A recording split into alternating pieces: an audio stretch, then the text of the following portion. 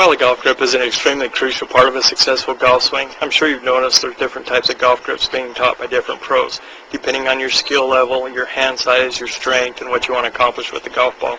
In this golf grip tutorial, I'm going to cover the different golf grip positions, their pros and cons, and give you the options so that you can choose which golf grip would work best for you. Here's a quick review of the reference points on my hands.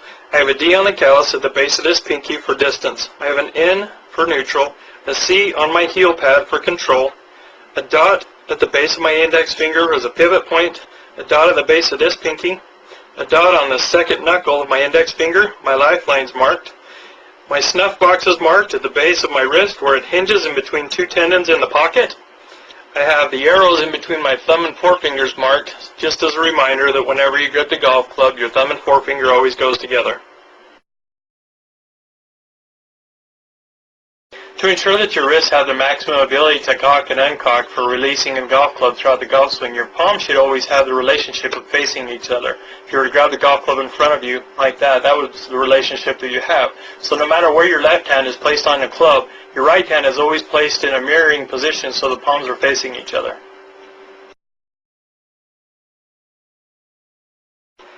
The right hand grip is a finger grip. The club runs across your hands at an angle from the base of your pinky to the second knuckle on your index finger. Your lifeline right here goes on the top right side of your thumb.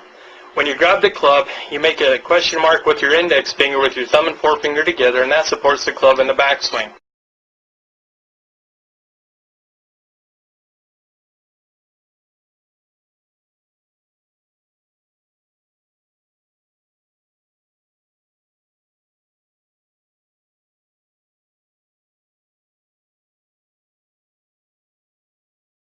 Now I'm going to talk about the three different grip styles, and while I'm here you can see how the lifeline on my right hand fits snugly against the top right side of my left hand thumb.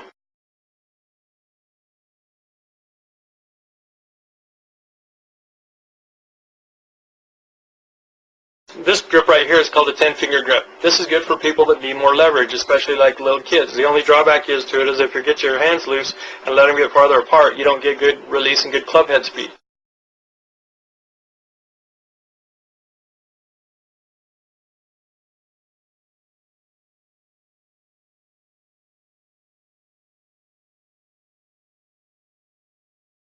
Now if you bring your pinky up on your right hand and slide your right hand down against your left hand, rest your pinky between the index finger and the second finger on your left hand. This is called an overlap grip. This is a good grip for people that have longer fingers.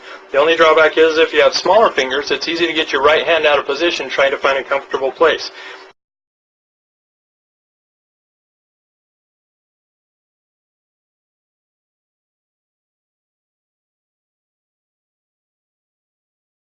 Now if you bring your index finger up on your left hand and your pinky up on your right hand and you lock them together like that, that's called an interlock grip. This grip is good for people that have shorter fingers. The only bad thing is it's easy to get the grip too far into the palm of your right hand.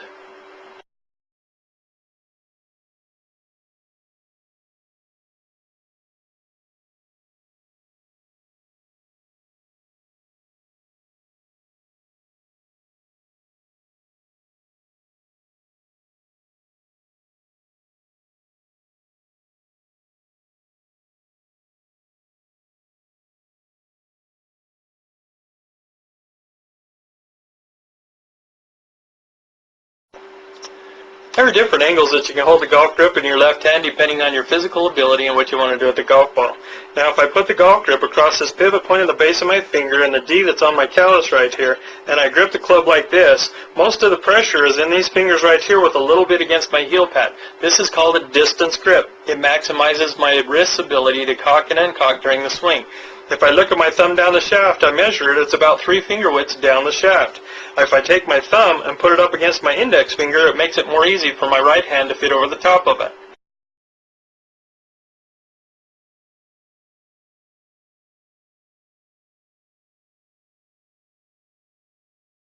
Now if I put the golf grip on that pivot point across to the end and I grab the club is still underneath my heel pad right here. I turn it over and measure my thumb down the shaft, and it's 1 finger width down the shaft. This grip is a compromise between distance and control.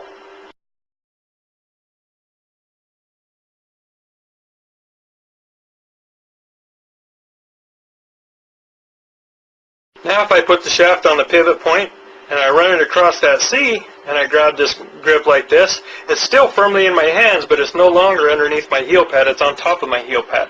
If I look over from the top and measure my thumb down the shaft, there's no finger widths. This is a maximum control grip because it restricts your ability to release the club.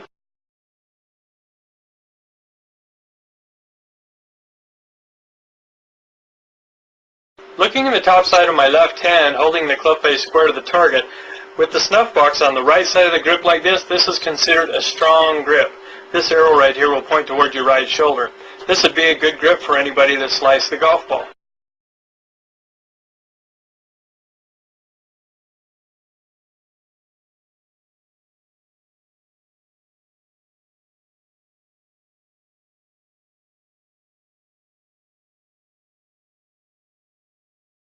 Now if I re-grip and I keep the club face square to the target, and I put the snuff box on top of the grip right here, this is considered a neutral grip, which is preferred by most people. This arrow right here will point towards your right ear.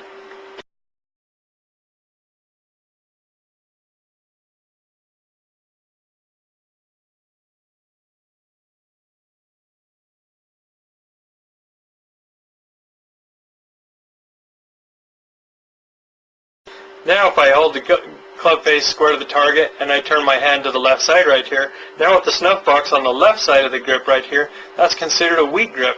A weak grip is good for people that hook the golf ball. If you hook the golf ball, you can weaken your grip and turn it to the left side, and that will help you out.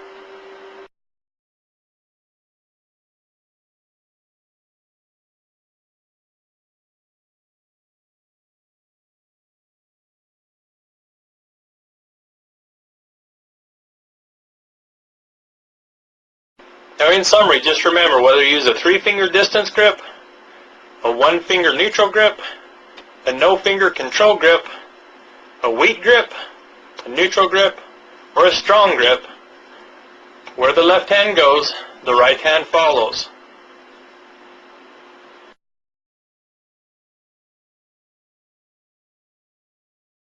One point in the golf grip that needs to be remembered is allowing a 1/2 inch of the golf grip to protrude beyond the end of your hand so that you maintain optimum control of the golf club throughout the swing.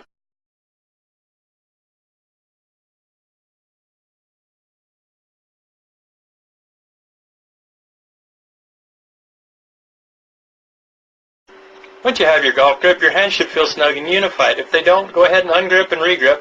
Make a slight adjustment if necessary until your hands feel snug and unified. Also, don't grip the club any tighter than is necessary to maintain complete control of the golf club throughout the entire golf swing while maintaining a steady grip pressure.